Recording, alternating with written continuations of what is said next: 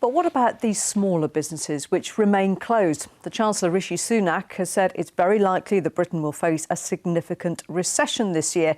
Figures show 1 in 3 small firms fear they will never reopen. That's one of the stark findings of a survey from the Federation of Small Businesses. Well, Rich Bishop is their West Midlands Regional Chair and joins me now. Good evening to you, Rich. This makes very grim reading. Does it mean that there are widespread redundancies in prospect?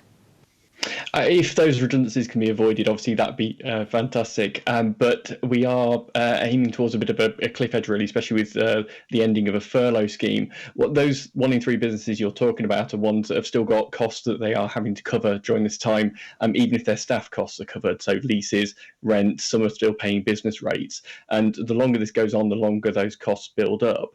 And unfortunately, a lot of them haven't had the support maybe that they would have wanted. So redundancies will be avoided where they can be, but unfortunately, if a business cannot continue trading and cannot rescue itself, obviously it's inevitable that that will happen. And how worried are you about this warning from the Chancellor of a recession? I think, again, it's another inevitable part of this. We're going to have to go into a recession afterwards, really, because the economy has slowed down as much as it has.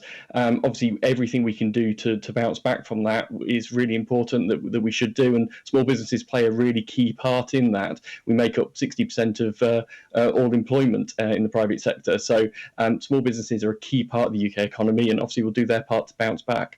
But there is financial support available from the government, isn't there? What can small businesses take advantage of?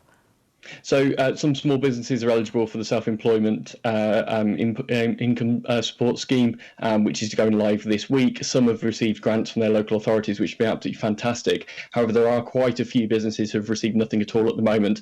Limited company directors, for instance, have had no support at all through this, and therefore are living off savings at the moment, or turning to universal credit in some cases. So things are really tough for a lot of businesses out there who are just about holding on. The more the government can do to help, the better. And which type of small business is most vulnerable, do you think? Oh, sorry, I think I've lost you there, Mary. Yeah, which type of small business is most vulnerable, do you think? So is that what type of small businesses? I think some of the larger businesses with more employees who may have to bring more of their employees back in a larger tranche will be some of the worst affected. So we are asking government to look at flexible furlough scheme, a flexible return to work to try and limit that massive impact all in one go. And just briefly, Rich, if you would, when these businesses can reopen, social distancing, what kind of a problem does that pose, particularly to the smaller business?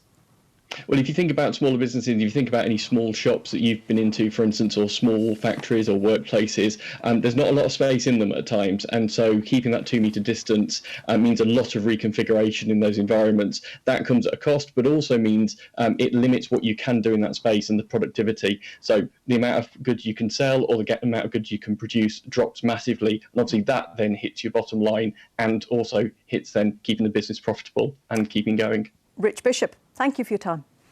Thank you.